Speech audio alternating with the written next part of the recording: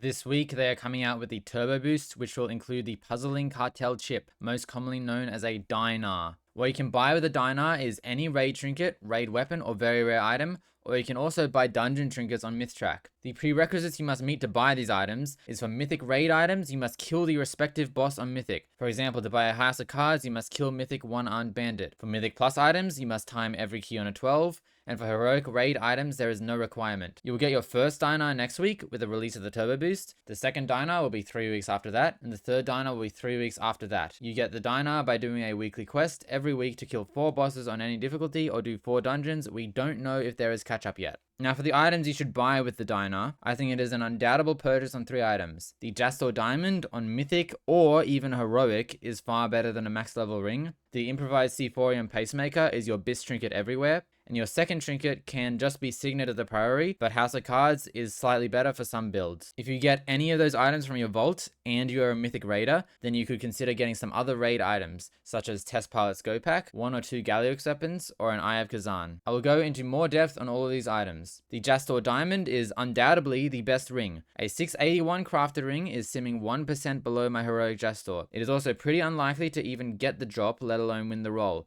So I would recommend, if you Mythic raid, to just buy the Jastor. If you don't Mythic raid, you should also buy Jastor, but you could potentially hold off on the purchase if you pug raid every week to try to get it. Looking at trinkets, you should definitely buy Improvised Seaforium Pacemaker. It is the best passive trinket by a lot, nothing else is competitive, you will use it everywhere. Now, because trinkets are so bad this season, the other slot is simply just a contention between Signet of the Priory and House of Cards. For Stormbringer, Signet is actually ahead of House of Cards by a little bit, and for Totemic, Signet is a bit behind. I would recommend buying Signet, but if you Mythic raid and play Totemic a lot, you might want to buy House of Cards. Those are the 3 purchases I recommend. If you already have one of them, then we can look at some side grades. Eye of Kezan is an interesting trinket. It starts out as a useless trinket when you first enter combat, and then it ramps up to be the best trinket in the game at the end of the encounter. If we compare Mythic Eye of Kezan to another Mythic trinket, the break-even point is 5 minutes. If a fight is less than 5 minutes, Eye of Kezan is worse than any other trinket, and if it is longer than 5 minutes, it is better than any other trinket. Because the Turbo Boost will make raid bosses so much faster, this probably only applies to Mugsy and Gallywix, and for Mythic Plus, I think there are situations where Eye of Kezan can be kept up, but it requires a lot of organization and chain pulling, so I wouldn't recommend buying Eye of Kezan unless you had nothing else to buy. The Test Pilot's Go Pack is the very rare cape of Sprocket.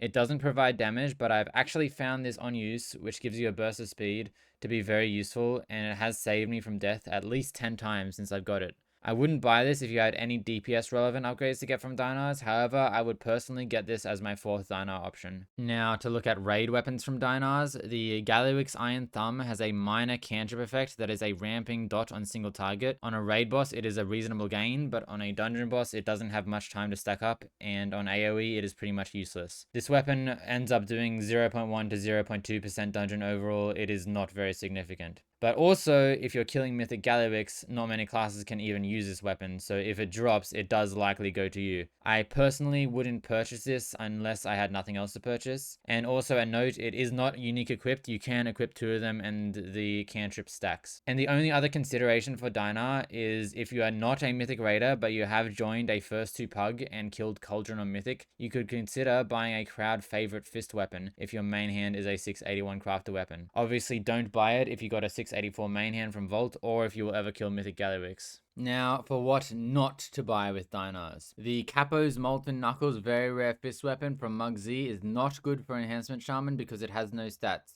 There are other weapons that are better. And all raid and dungeon trinkets not previously mentioned are not worth buying. They are all so bad and so useless this season. And do not bother with any heroic raid items other than Jastor, they are all worse than Myth M Plus items. And note that this video was made before Dinars came out. Potentially things might change, and also all the sims were done on my own character. You might see slightly different results using your own because every character is different.